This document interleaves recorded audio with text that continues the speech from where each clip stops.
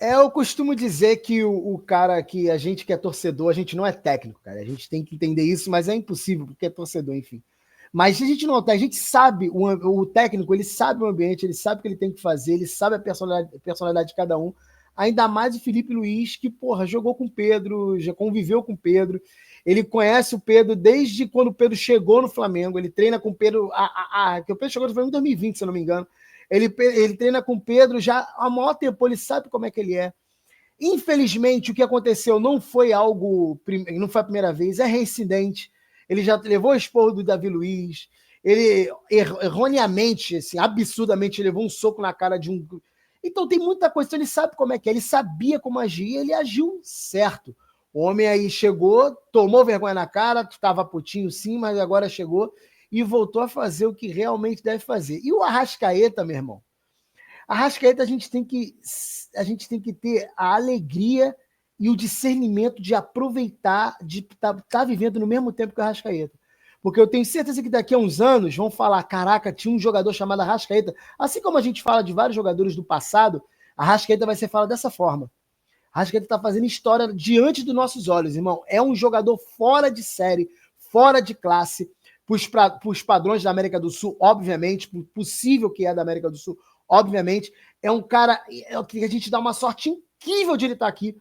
Foi por acaso, foi obra do destino de Arrascaeta não ter ido lá para fora. Acho que a questão de lesão, a questão física dele, ter feito ele não fazer esse futebol europeu que é muito em cima do físico, faz com que o talento dele, a técnica dele fora do padrão, fora de série, não seja vista por eles e seja aproveitada pela gente. A gente, cara, eu fico cada jogo, a Arrascaeta pega na bola diferente, a Arrascaeta tem aquele jeito de pegar na bola diferente. E veja bem, eu não estou comparando talento não, tá? Estou comparando jeito diferente de pegar na bola. Que, por exemplo, você vê o jogo de futebol, tem todo mundo pegando a bola. Como você vê, aquele ali é o Arrascaeta. É igual o Michael Jackson dançando. Tá todo mundo dançando, daqui a pouco o Michael Jackson. Aquele ali é o Michael Jackson. Tu consegue ver pelo jeito, pela forma. E o Arrascaeta é igual o Ronaldinho Gaúcho nesse sentido. De você olhar o Ronaldinho, eu sou meio cego, né? Eu podia estar muito distante. Eu olhava, no domínio de bola, eu olhava e falava assim: ó, aquele ali é o Ronaldinho. Arrascaeta é a mesma coisa. Aquela coisa, porra, ele tem uma classe, irmão, e bola no pé, e um espaço. Pô, ele deu um passe lindo, que aquilo não foi um pecado, não foi o gol. O Halter tirou aquela bola, irmão, do rapaz do Samuel ponta Lindo, nosso novo. ele Samuel Lindo. deu uma cavadinha. Isso, cara, foi lindo aquele passe. Parecia de videogame, pô, parecia eu jogando FIFA. Porra, a bola veio, ele, pum, jogando na frente lá, e o cara veio. Cara, foi lindo. O Arrascaeta é maravilhoso. Mano, é isso, é isso. Talvez seja o melhor ano da vida do Arrascaeta, apesar de ter tantos anos bons, porque a gente pensa no Arrascaeta no Flamengo, que realmente foi bom em praticamente todos os anos. Mas ele também teve ótimos anos no Cruzeiro. Ele também arrebentava no clube dele lá do Uruguai, que eu esqueci o nome, Defensor e Justiça, se eu não me engano. Né? Minha memória ainda tá bem, minha memória. E, cara, é incrível, assim. Eu tô feliz, tá ligado? Arrascaeta e Pedro aí. O Felipe Luiz conseguiu um jeito dos dois jogarem, falaram que não pode jogar. Eu acho que sempre o técnico tem que dar um jeito de fazer dois talentos desses jogarem.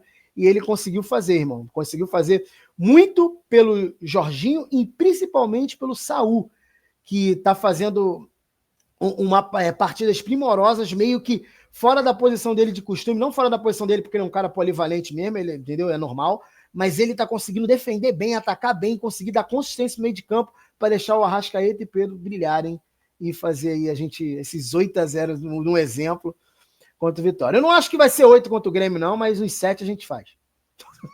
Pô, acabou o jogo, um amigo meu lá do Sul mandou assim, pô, como é que vai ser esse jogo domingo? Vocês vão pegar leve?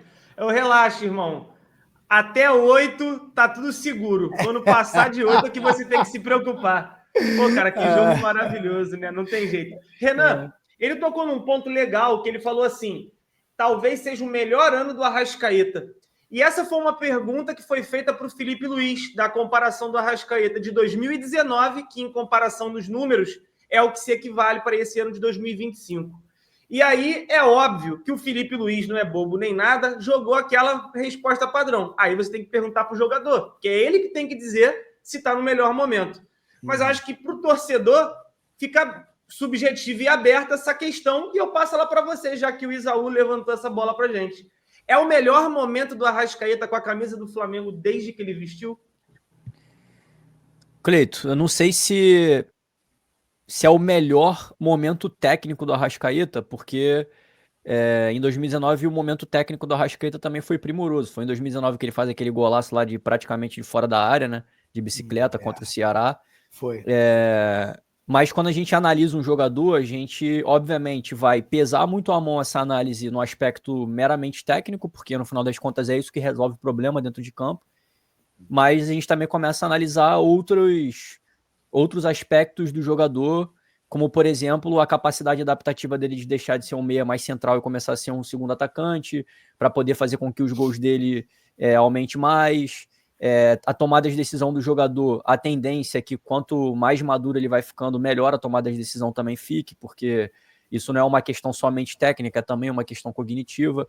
Então, assim, eu acho que o Arrascaeta ele evoluiu em alguns pontos, ele vai ter um declínio em outros pontos que são inevitáveis, principalmente quando você olha para atributos que ou são físicos ou dependem da capacidade física do jogador. Então, por exemplo, o perde pressiona dele de 2019, muito provavelmente ele era melhor do que é o de hoje, porque ele tinha mais condições de fazer isso. E isso também é uma capacidade técnica, porque ele tem um gesto técnico de você conseguir proteger bem a zona da bola, cobrir bem a bola, não é apenas uma tomada de decisão, não é apenas comportamental, é também técnico. Então, assim, eu acho que algumas coisas são mais difíceis de analisar para a gente chegar nessa resposta, mas eu acho que na qualidade de torcedor, e aí a gente obviamente vai se permitir a fazer essa análise, mesmo ela sendo muito subjetiva, eu acho que na qualidade de torcedor dá para dizer que sim, esse é o melhor, pelo menos é o melhor momento do Arrascaeta, porque hoje ele definitivamente é o principal protagonista do time. Em 2019 isso era compartilhado com Bruno Henrique e Gabigol, principalmente. Aí depois de um tempo você ainda compartilhava esse protagonismo com Gerson. Teve uma época que o Everton Ribeiro também estava sendo muito protagonista. Em 2022 ele foi muito importante, por exemplo. Mas hoje ele é um dos remanescentes de 2019. Na verdade, ele é o último remanescente de 2019 que continua titular no Flamengo, né? O Bruno Henrique também é de 2019, mas já não é mais titular, justamente por conta do Pedro, que também é assunto dessa pergunta que você fez, né? Tá dentro do tema. Por conta do Pedro, hoje o Bruno Henrique ele é incapaz de ser taxado como um titular absoluto. E eu acho que a tendência é ao contrário, é ele virar um jogador como uma opção de banco de reserva ao longo do tempo, porque o Samuel Lino chegou, enfim, o Pedro tá voltando a jogar bola e o Arrascaeta, que foi quem você perguntou, não tem como tirar desse time. Então, assim, do meio para frente, o Arrascaeta é esse cara mais brilhante.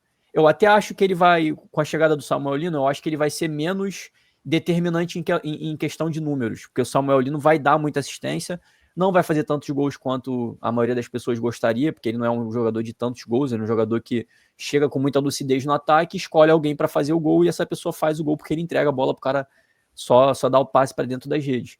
Mas o Arrascaeta, ele é sim esse cara que vai ser o principal protagonista do time por conta da genialidade que ele tem, e num Flamengo onde a gente é dominante e tem a bola 100% do tempo, e essa bola chega facilitada, porque agora você tem Jorginho e Saúl construindo desde lá de trás, o Arrascaeta certamente vai brilhar muito mais. E o número lá de gols que o Doval ainda lidera no Flamengo, né? Se não me engano, o Doval acho que tem 95 gols. O Arrascaeta acho que está com 87. Eu acho que esse ano ele bate. E vai ser o ano mais artilheiro dele. E é bizarro, né, cara? Porque a gente fala do Arrascaeta e todo ano ele consegue fazer um duplo-duplo. Acho que a gente não vai conseguir lembrar um ano que ele não conseguiu fazer um duplo-duplo. Se tiver, vai ter um só, um ano ou outro. Mas a maioria dos anos ele consegue dar mais de 10 assistências e consegue fazer 10 gols ou mais. Então, assim, é bizarro esse jogador, é bizarro. Eu concordo com o Isaú, cara.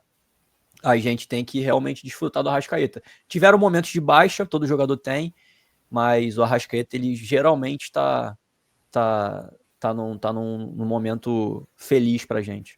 Vamos lá, rapaziada, agora é hora de falar de coisa boa, é hora de falar dos nossos parceiros. Vamos começar com ele, claro. Se você quer uma capinha de qualidade, uma garrafa térmica daquela, vem com a nossa nova parceira. Cara, muita qualidade e muita constância em cima de uma das maiores vendedoras de capinhas e de garrafas térmicas do Brasil, quiçá do mundo. Use o cupom Zona Rubro-Negra na GoCase e ganhe 10% de desconto em qualquer compra. Lembrar que existe uma promoção atual que é compre uma capinha e ganha outra de graça. É isso mesmo que eu estou falando. 2 capinhas por uma.